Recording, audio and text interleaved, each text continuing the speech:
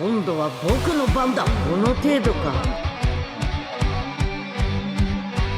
ほりゃ終わらせる。羅漢光サッワー。の程度か。無駄だ。雑魚が。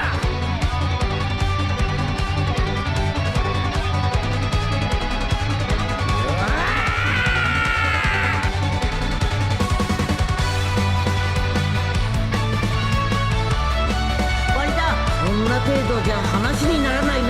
僕の勝ちだ。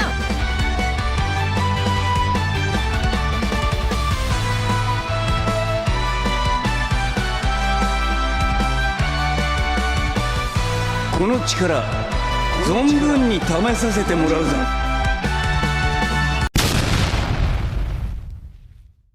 Honneur à vous les gars, j'espère que vous allez bien. Bienvenue sur Fubicho, review de l'épisode 18 de Dragon Ball Daima les frérots. Un épisode qui forcément va faire parler car c'est l'avènement, la canonisation du SSJ 4 dans l'univers de Dragon Ball. Il était de base pour Dragon Ball GT, c'était l'une des plus belles formes, on va dire, de tout l'univers Dragon Ball, et c'était la forme iconique de Dragon Ball GT. Et bien ça devient maintenant la forme iconique de Dragon Ball Daima. Alors il y a plein de choses à dire, et pour être honnête, je n'ai même pas pris de notes. Je fais cette review de façon totalement improvisée parce que en toute franchise, je n'ai pas besoin de notes pour faire l'analyse de cet épisode, tout simplement parce que c'est un épisode qui se résume de façon tellement rapide, parce que le rythme est effréné, le rythme, on le sent. La mauvaise gestion du rythme que je pointe dans Dragon Ball Daima depuis les premiers épisodes se voit là, de toute façon, c'est criant de vérité. Je veux dire, n'importe qui regarde Dragon Ball Daima voit que c'est rushé à un niveau stratosphérique. On sent que là, on est en train de se dire, bon bah là, ça y est, il faut mettre ça, la trahison de Glorio, ça y est, c'est bon, vite, la nouvelle forme de Goku, tac, allez, et vu que, avec l'interview qu'on a eue cette semaine, oui, c'était la semaine dernière, ou bref, je sais plus, on a compris que c'était totalement inspiré de Dragon Ball GT, donc on peut même faire des prévisions sur la fin, parce qu'on s'aperçoit que voilà, le dragon, il ressemble à celui de Dragon Ball GT, sauf que c'est un Porunga rouge. On a la forme, on a le SSJ4, qui est, entre guillemets, le clin d'œil. Évidemment, voilà, la nouvelle forme, on a tout. On a tous les éléments de Dragon Ball GT, juste le méchant qui est Goma, qui effectivement est un méchant qui ne raconte strictement rien, et honnêtement, même le méchant, c'était le dragon dans Dragon Ball GT, lui racontait beaucoup plus de choses, même si c'était un peu ridicule à certains moments dans les interactions et tout, mais je veux dire, la construction de ce méchant n'était pas aussi ridicule qu'est Goma. Goma, c'est un méchant un peu pour faire rigoler, tout simplement, et même son chara-design, bon voilà, c'est Jiren avec une tête de clown, hein, on est bien tous d'accord sur ça, mais c'est même pas trop ça sur quoi je vais poser ma review. On va encore une fois défiler l'épisode, je l'ai bien en tête, il est tellement simple de toute façon que c'est pas très compliqué. Donc, on avait fini l'épisode 17 sur la transformation de Goku SSJ3, ok, donc qui était, on va dire, le moment de Goku. C'est le Goku, allez, Goku Game, Goku Gate, Goku tout ce que tu veux. On sait que le personnage va être mis en avant. C'est normal, c'est le héros, et on attendait tous, évidemment, ce moment. C'était pas mal. C'était vraiment pas mal, c'était même très bien, on va pas se mentir. L'animation était excellente, surtout le moment où Goku s'arrête. T'as l'impression qu'à un moment, le temps s'arrête et Goku fonce sur Goma pour lui mettre une patate. On sent bien la puissance de la patate de Goku. Franchement, moi, le combat Goku contre Goma, sincèrement, mais je parle de Goku SSJ3 contre Goma, je l'ai trouvé très sympathique, voire même excellent. On peut le dire, c'était excellent, franchement, j'ai kiffé. L'épisode commence super bien, franchement. Ensuite, il y a tous les, on va dire la Z-Team, allez, bon, si on peut appeler ça la Z-Team avec Majin-Buu. Pour moi, il est dans la Z-Team, hein, on est bien d'accord. Il rejoint Goku et les autres aussi, ils arrivent tous. Alors là, déjà, on va commencer, on commence les problèmes. Tout le monde rejoint Goku pour combattre, très bien. Vegeta, oh, j'arrive plus à me lever. Vegeta Vegeta t'arrives plus à te lever? Goku, il était au bord de la mort. Il passe en SSJ3, il est passé au bord de la mort à SSJ3. Il était là, manipulé par le troisième œil et tout. Il est passé en SSJ3, ok? Ils sont tous au bord de la mort, ils arrivent tous à se lever. Oh, ils arrivent, c'est difficile pour eux, mais ils vont se battre. Et Vegeta, non, j'arrive pas. Vegeta. Alors si ça, c'est pas un gros doigt d'honneur à faire fait à tous les fans de Vegeta, qu'est-ce que c'est? Ça, c'est un doigt d'honneur fait à tous les fans de Vegeta. Pour dire, allez, c'est bon, allez, cassez-vous. Allez, Vegeta, dégage. Pourquoi vous faites ça à Vegeta? Pourquoi vous faites ça à Vegeta? Quelle honte! Le prince des Saiyans! Où est l'honneur? L'honneur de Vegeta! Où est ton honneur, Vegeta? Tu n'arrives plus à te lever pour aller battre contre un clown? Vegeta! Dans l'arc Majin Buu, contre Kid Buu, il se relève au bord de la mort. Même Kid Buu, il est impressionné de voir la motivation, l'abnégation de Vegeta. Kid Buu, qui lui a une sorte de... Il peut se régénérer tout le temps, machin, tout ce que tu veux. Il voit Vegeta se lever, il dit non mais c'est quoi ce... Mais il meurt pas ce mec-là ou quoi? C'est un truc de fou. Et là, on te dit que ce même Vegeta, 6 mois après, il a le SSJ3, mais par contre, il n'arrive pas à se lever. C'est compliqué. C'est très compliqué. C'est très très compliqué. Bref, ensuite, on a le duo Majin Buu Goku. Donc, de toute façon... Alors, ce Majin-là était censé être plus maléfique et incontrôlable. Hein. Tu lui donnes un cookie, tu le contrôles direct. Hein. Ok, ça aussi, cette explication-là, c'est très moyen, mais bref... Et ce moment-là, je crois que c'est l'un des meilleurs moments de l'épisode. C'est le moment où Majin Buu imite Goku et se retrouve avec la même coupe un peu que Goku. Franchement, j'ai surkiffé ce moment. Parce que c'était inattendu, c'était drôle. Je crois que pour la première fois, j'ai rigolé. Qu'est-ce que c'est que ça? C'est quoi ça? Franchement, alors là, franchement, ça m'a fait rigoler. J'ai apprécié. J'ai apprécié et à ce moment-là, je pense qu'ils étaient à peu près de force égale. Est-ce que c'est un clin d'œil avec son combat contre Kid Buu, où en fait, maintenant, c'était ton pire ennemi, et maintenant, aujourd'hui, c'est ton allié. Alors, peut-être, hein, peut-être un clin d'œil, mais en soi, c'est pas vraiment utile, parce qu'on sait qu'il y a Hoop derrière, etc. Mais en tout cas, c'était intéressant de les voir les deux combattre côte à côte, mais bon, il a l'air d'avoir une... il a pas l'air d'avoir une très grande longévité, une très grande endurance, ce Majin Buu, mais c'était marrant, et il se fait dégager. Franchement, ça, pour moi, c'est l'un des meilleurs moments de l'épisode. Hein. Très clairement, je le dis, hein, franchement, le duo Goku-Majin Buu, c'était incroyable. Jusque-là, l'épisode, en vrai, il était bien. Hein, et même à la fin, l'épisode, je le trouve correct, sympa d'un point de vue général. Je vais vous dire là où ce que j'aime pas. Mais en tout cas, ce moment-là, moi, j'ai aimé. Franchement, on est dans du full baston, évidemment. Alors, Goma, clairement, son troisième œil, par contre, alors, on est passé d'un troisième œil où on se disait, bon, les pouvoirs, c'est pas si extraordinaire que ça, à là, ça devient un peu cheaté, quand même. Mais bon, en termes de cheataison, de toute façon, on fera pas mieux que Neva. Mais, on continue. On continue, donc le combat est sympa. Goku ça commence à devenir compliqué pour lui. Goma reprend le dessus et tout. Ok. Donc il est plus puissant. Et arrive le moment, l'avènement du SSJ4. Alors déjà d'un point de vue artistique, esthétique, le SSJ4 est magnifique. J'ai kiffé. L'idée de rendre les bras peut-être un peu plus gros, faisant penser peut-être à un gorille, un Ozaru.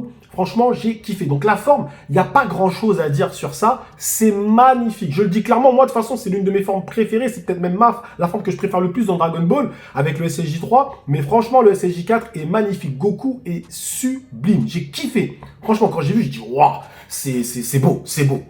Franchement, à ce niveau-là, on a tous eu des petits frissons juste parce que c'est le SSJ4 et le SSJ4, c'est quelque chose. C'est quelque chose. Pour moi, c'est une forme qui est même plus cohérente que les formes divines. Je l'ai déjà expliqué dans une vidéo. Pour moi, le SSJ4, c'est vraiment la suite du SSJ3. C'est le côté Saiyan qui revient. On est vraiment dans le côté sauvage Saiyan plutôt que les formes divines.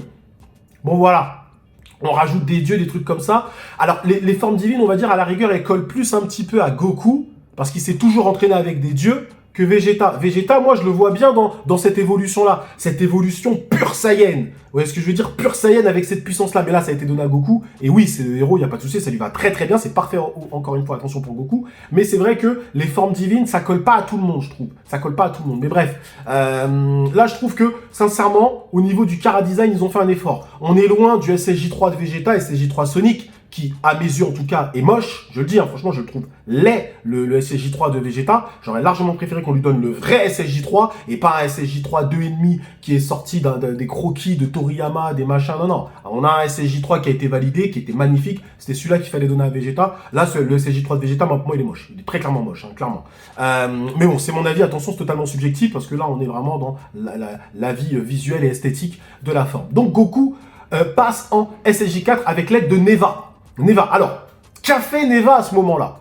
Alors, je vais vous donner mon interprétation de la scène. Parce qu'on est obligé d'interpréter. Ce qui fait que vous aurez, je vous le dis dès maintenant, des vidéos théories sur YouTube. Oui, c'est le Majin Goku, c'est le Goku SSJ4, c'est le machin, c'est l'énergie démoniaque, nanani. Vous allez avoir tout et n'importe quoi, tout simplement parce qu'on n'a pas eu d'explication. C'est d'ailleurs déjà le plus grand défaut de cet épisode. Il n'y a aucune explication.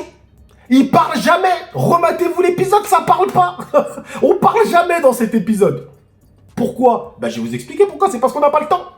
On n'a pas le temps de donner des explications. On n'a pas le temps. Il faut aller vite, tac, tac, tac, tac, tac. Donc, on ne donne pas d'explication. Allez, on y va. Et on laisse les gens interpréter. Donc, quelle est mon interprétation de cet SSJ4? Moi, je pense que Neva a... parce que vous savez, les Namek arrivent à libérer le potentiel. Ils arrivent à libérer le potentiel chez les gens. Alors, est-ce que Neva a libéré le potentiel de Goku? C'est la première éventualité. Mais à un niveau stratosphérique. Parce qu'on parle de Neva, ok?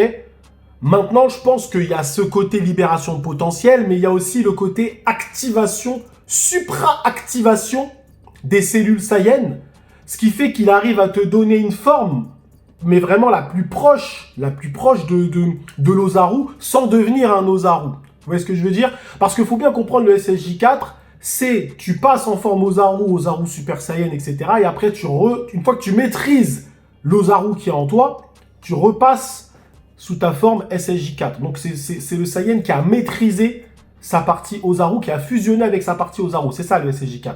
Donc, peut-être que Neva, lui, entre guillemets, lui fait skipper cette maîtrise et il active ses cellules Saiyan. Il fait une supra-activation des cellules Saiyan, lui donnant accès à son potentiel et voilà, et lui donnant le SSJ4. Moi, je pense que voilà, il y a un mix entre libération de potentiel, d'accord, qui est un pouvoir de Namek, d'accord, la libération de potentiel, et cette activation des cellules Saiyan aussi pour pouvoir lui faire maîtriser immédiatement sa forme Ozaru sans passer par le fait de passer en Ozaru, etc., etc. Je pense que ça, c'est une totale interprétation de ma part, encore une fois. Est-ce qu'il y a un peu d'énergie, un peu de magie dedans? Parce qu'on est dans la magie, hein, dans Dragon Ball Daima. Est-ce qu'il y a de la magie dedans? Peut-être aussi, ça peut être ça aussi. Peut-être qu'il mélange en fait la magie avec le kit Goku et ça donne ça, je sais pas. Est-ce qu'il y a un truc maléfique aussi dedans? Je sais pas. Sincèrement, je sais pas. Peut-être, encore une fois, on est dans la totale interprétation de toute façon. Qu'est-ce que j'ai pensé de la transformation? Écoutez, en toute sincérité, c'est nul. C'est nul. Mais c'est nul! Je le répète, encore une fois, qu'on comprenne bien. Franchement, on flirte avec Dragon Ball Heroes. Mais même pas on flirte, on est dans Dragon Ball Heroes. C'est-à-dire qu'on est dans une transformation, comme ça. Allez, vas-y, tiens, je te donne une forme, il se transforme d'un coup, et il va au combat. Personne ne se pose la question, il n'y a pas de narration, il n'y a pas de texte, il n'y a rien.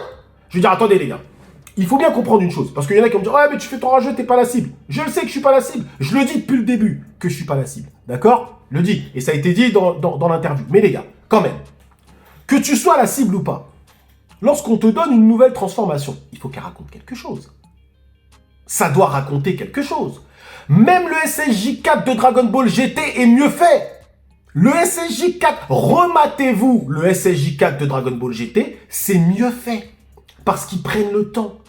On te montre le Goku qui comprend pas, etc. avec la petite musique et tout, le machin, le Ozaru, etc. Et après, à la fin, tu vois qu'ils maîtrisent, tu comprends, ils ont même pas besoin de parler. Et après, t'as Pan qui arrive, qui dit, mais qu'est-ce qui se passe? Grand-père, c'est quoi ça? T'as une interrogation, t'as quelque chose, t'as une narration, t'as une mise en scène. Là, tu n'as rien. Tu n'as rien. T'as le truc, allez hop, les cellules, pam pam, poum, allez, SSJ4. Et allez, va te battre. Je dis, mais qu'est-ce que c'est que ça? Mais personne parle, personne se pose la question. T'as pas un dialogue d'un Vegeta qui dit, oh là là, encore Goku qui met pas... Qu'est-ce qui lui arrive encore? C'est quoi cette chose? Il y a rien. Il y a rien. Il se tape direct. On t'explique rien. Attendez les gars, faut bien comprendre une chose. Pourquoi les transformations dans Dragon Ball sont iconiques? Pourquoi le SSJ2 par exemple est iconique? Je prends le SSJ2, mais je peux même prendre le Migate. Hein. Parce que le Migate c'était un chef-d'œuvre. En termes d'animation, en termes de storytelling, en termes de narration, c'était incroyable le Migate. Ok? Pareil pour le SSJ2. Le SSJ2, on est face à un Gohan qui voit ses amis, ok, son père et tout, se faire défoncer par les petits Cell. Donc on imagine la frustration déjà du personnage qui ne sait pas comment agir. Alors qu'on lui dit que oui, c'est bon, tu peux y arriver. Ouais, t'inquiète, ta colère. Il est en colère, mais il n'y arrive pas. Parce qu'il ne comprend pas encore le truc. Et finalement, c'est avec les paroles de C16 que C16 lui dit, mais en fait, t'as pas compris. Tu dois protéger tes amis, certes, mais tu dois aussi protéger la Terre. T'as pas compris ta mission, en fait. C'est-à-dire, tu protèges même les animaux, mon gars. Tu protèges tout. Tu es le protecteur.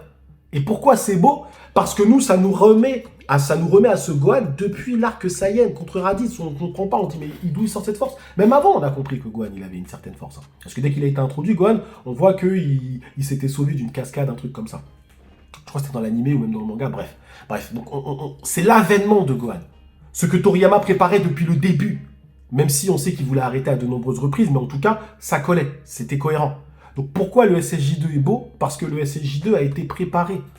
Mais même si tu retires ce côté préparation de Gohan, on le voit à Namek s'énerver, on le voit contre les Saiyans s'énerver, etc. Même si tu retires ça, le SSJ2 en lui-même se tenait parce que toute la narration autour était belle. On sentait le désespoir. On est face à Cell perfect, Cell parfait, qui menace la Terre et ses habitants, qui est en train de défroyer Goku et ses amis, machin, devant son Gohan. Donc c'est sûr que forcément, tout est beau. La musique, le clac, le flash, machin, tout a été travaillé, toute la narration, c'est un chef-d'œuvre.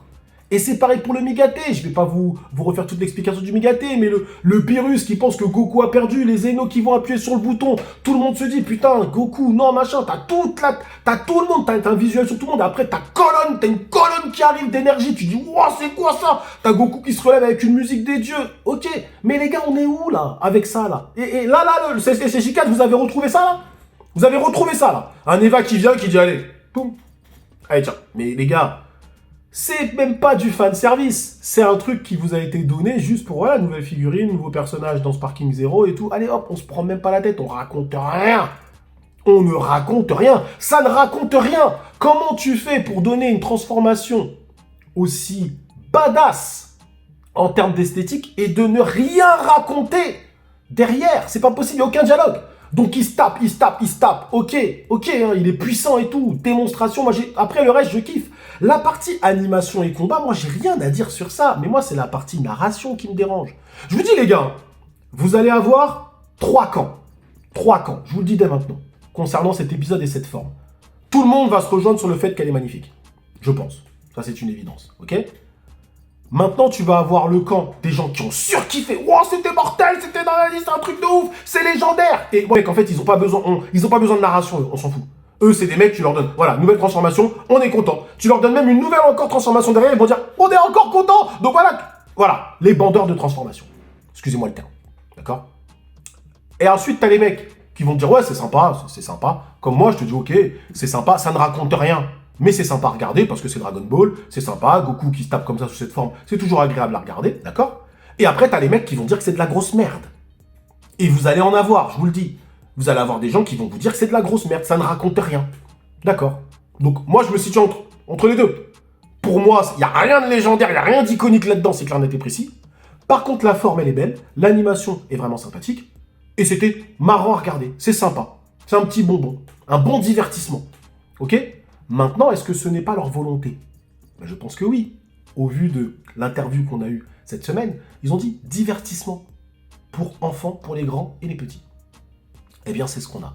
Donc, il faut arrêter d'attendre de la narration des machins parce qu'ils ne vont pas nous en donner. Clairement et simplement, les frérots. Je vous le dis, hein. Donc, moi, je fais cette vidéo, je ne me peux pas énerver. Parce que en vrai, déjà, tout le monde l'avait pré-shot, le SSJ4, clairement. Et personnellement, j'ai passé un bon moment. Mais maintenant, vous dire que j'ai eu des frissons, j'ai surkiffé. Non, franchement non. J'ai regardé l'épisode une fois, une deuxième fois, je l'ai regardé aussi avec un pote, et c'est tout. C'est tout, et voilà, tranquille. Maintenant, est-ce que c'est surprenant tout? Non, franchement non. Les frérots, quand même, ok? Donc l'épisode se poursuit, au bout d'un moment, le SSJ4 ne fait plus... Goku, au bout d'un moment, se fait fumer, il perd sa forme, etc.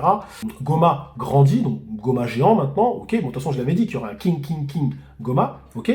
Et on appelle le dragon. Donc là, c'est la trahison de Glorio, voilà, donc la trahison à l'aller-retour, comme je l'ai dit, comme je l'ai pré-shot, évidemment, comme tout le monde avait pré-shot, bien évidemment. Et donc Glorio, qui donc a appris le Namek. Alors c'est bien parce que Glorio, lui, apprend le Namek vite fait, et t'as un vrai Namek qui, lui, ne sait plus parler Namek. Ça, c'est... Ouh, Matrix, les gars, Matrix, là, ah ouais, c'est un truc de ouf. T'as des Namek qui parlent pas Namek, et t'as des mecs qui sont pas Namek qui, eux, parlent Namek. Wouh, pas mal. Bref, donc Glorio fait le vœu. Alors, quel est le vœu de Glorio? Évidemment, il ne va pas donner à Rinsu ce qu'elle demande. On le sait, il va la trahir. Maintenant, qu'est-ce qu'il va faire pour la trahir? Il y a plusieurs choix. Est-ce qu'il va donner le vœu à la Z-Team en disant, voilà, reprenez votre forme adulte, ok? Qu'est-ce que ça changerait en vrai? Est-ce qu'ils seraient plus puissants ou pas? Je sais pas, je ne pense pas, parce que moi, au vu de leur maîtrise et des SSJ3, SSJ2 qui claquent, je suis pas sûr qu'ils vont être beaucoup plus puissants, si je compte peut-être mieux maîtriser leur corps, ok? D'ailleurs, au passage, je pense que ça y est, c'est définitif, Goku maîtrise son SSJ3. Hein. On est bien d'accord. Parce que dans l'arc Buu, quand il combattait Kid Buu, voilà, j'arrive pas à rester dans ma forme. Ok, là, c'est bon, hein, SSJ3, pour moi, il le maîtrise, hein, clairement. Mais bon, j'attends de voir, dites-moi vous en zone de commentaire, selon vous, si Goku maîtrise sa forme ou pas. Moi, pour moi, il maîtrise son SSJ3. Je le dis clairement. Donc, bref. Alors, quel est le vœu de Glorio? Moi, je pense que Glorio a fait le vœu de retirer le troisième œil à Goma. Ça serait le vœu le plus efficace et le plus logique. Ok? Parce que, en vrai, le dragon, il a le pouvoir de faire ça. Imaginez le niveau de puissance de Neva. Et oui, pas du dragon, Porunga. Le niveau de puissance de Neva. Si le dragon arrive à éjecter Goma comme ça, imaginez le niveau de puissance de Neva. En fait, dans cet épisode, c'est Neva le plus impressionnant, les gars. Et même dans tout Dragon Ball Daima. Neva, c'est le cheat code par excellence. C'est lui qui a fait les barrières entre les mondes. C'est lui qui a fait les Dragon Ball, les Tamagami. Il donne le power-up à Goku. Il a un dragon de ouf. Donc, Neva, c'est une dinguerie. Ok, donc le vœu le plus logique serait de dire retire le troisième œil à Goma. Et ce troisième œil-là, évidemment, ira à quelqu'un d'autre. Parce qu'on est encore qu'à l'épisode 19. Et il faut encore une autre menace. Mais là, faire popper maintenant un autre méchant, ils en sont capables parce qu'on est dans Dragon Ball Heroes. Dragon Ball Daima Heroes. On est dedans, donc ils en sont capables. Ils sont même capables de vous faire encore une nouvelle forme. Mais dans la mesure où c'est totalement repompé de Dragon Ball GT, on peut se dire qu'il y aura encore une nouvelle forme, encore un méchant, peut-être Goma, mais il y aura encore un truc. Il y aura encore évidemment une menace plus puissante. Et on va partir en Genki-Dama. Goku va faire le Genki-Dama. Je pense, hein. Est-ce que Goku peut reprendre cette forme du SSJ4? Je sais pas. Mais il va y avoir un Genki-Dama, parce qu'on est dans Dragon Ball GT. Si on reprend ce qui se passe dans Dragon Ball GT, c'est ça. Alors le problème du Genki-Dama, c'est que normalement c'est l'énergie positive. Mais là, c'est peut-être un Genki-Dama avec l'énergie magique. Vous voyez? Donc, moi je pense que ça va se finir en Genki-Dama, ce truc. On verra. Mais je pense que, ouais, Arinsu, peut-être... Arinsu encore potentielle menace. Goma, moi je pense que le vœu va l'éteindre. Il va y avoir un truc sur le vœu. Parce que je vois pas la logique. T'as les Dragon Ball avec toi. Qu'est-ce que tu vas faire? Tu vas faire quoi? Tu peux éteindre Goma, là. Tu lui retires son troisième œil, le débat, il est terminé. Vous voyez ce que je veux dire? Donc, ça serait... Le plus logique, ce serait ça. Ok?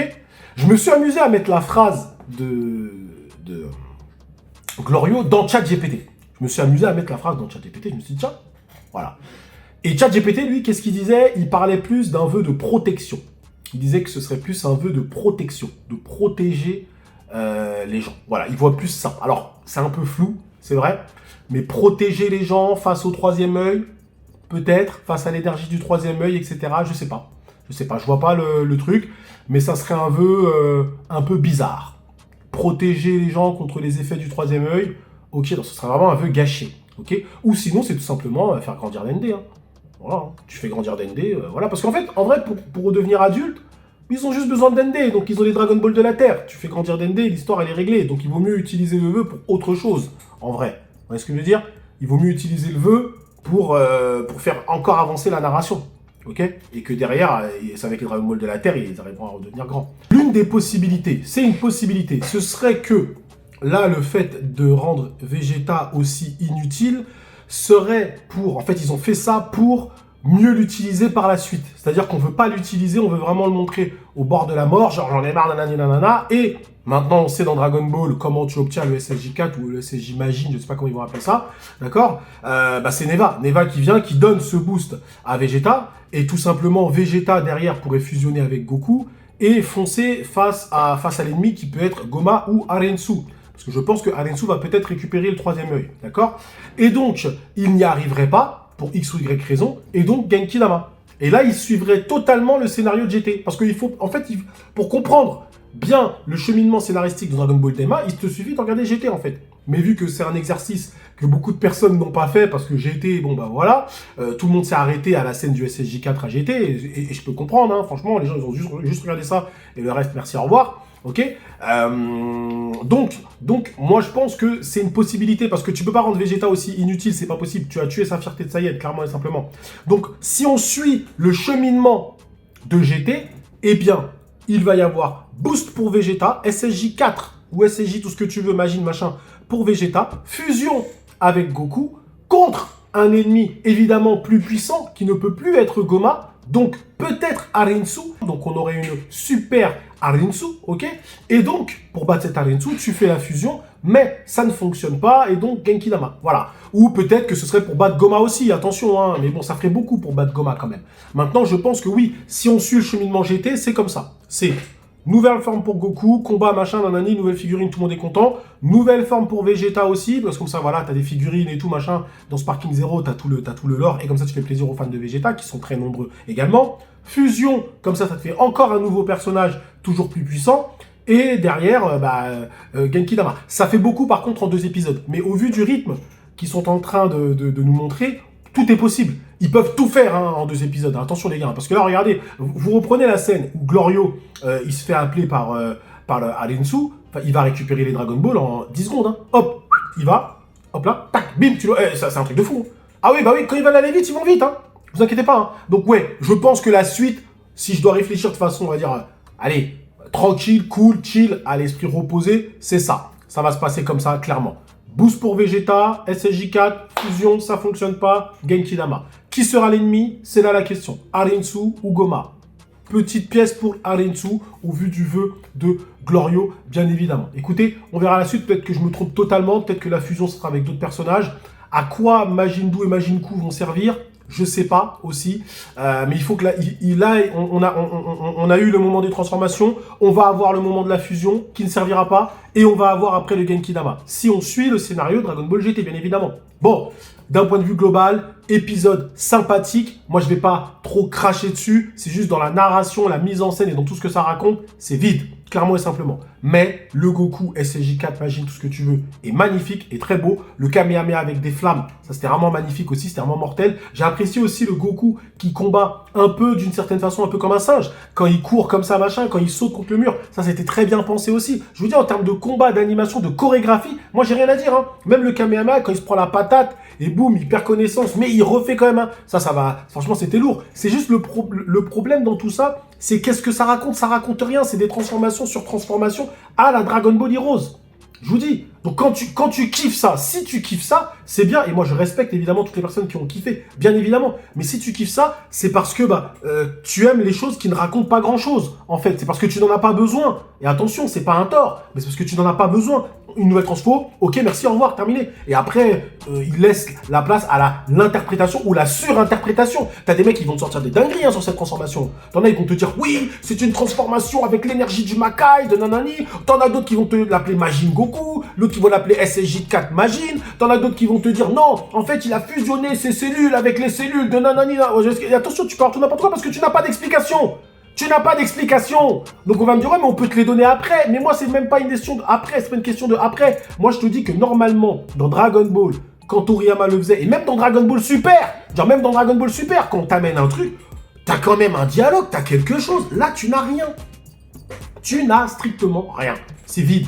En fait, moi, c'est ça. C'est le fond qui me dérange. C'est pas la forme. La forme, elle est magnifique. Tout, dans l'épisode, tout est bien.